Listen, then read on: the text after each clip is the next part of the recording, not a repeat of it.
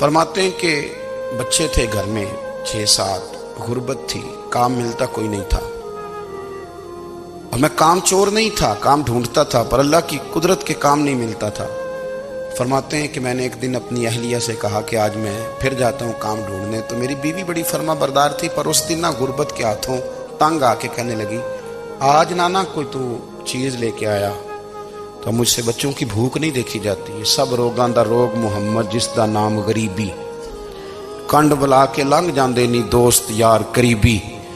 आज ना कुछ लेके आया तो मैं बच्चे लेके मेके चली जाऊंगी।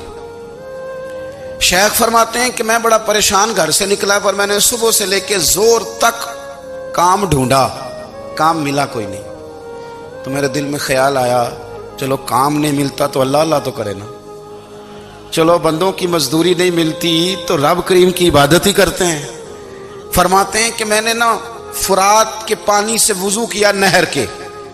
शदीद धूप थी, साथ रेत थी और रेत तप रही थी।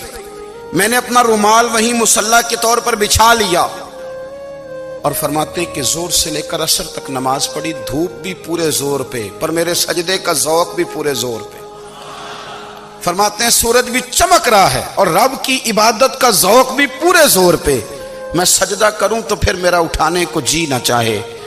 फरमाते हैं कि असर तक मैंने नफल पढ़े, दिल ढलने लगा, असर की नमाज पढ़ी और मैं वहां से चला।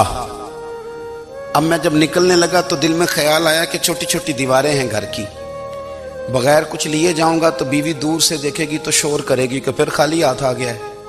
कहते मैंने अपने उसी रुमाल में जिस पे मैंने नमाज पढ़ी थी ना, रुमाल में की आखी दे पंजाबी ज साफा कहते हैं, उसी में ना मैंने कुछ रेत भर ली कि वो दूर से देखेगी तो समझेगी कुछ लेके आया है। चलो जाके उसे बता दूंगा कि आज फिर मजदूरी नहीं मिली।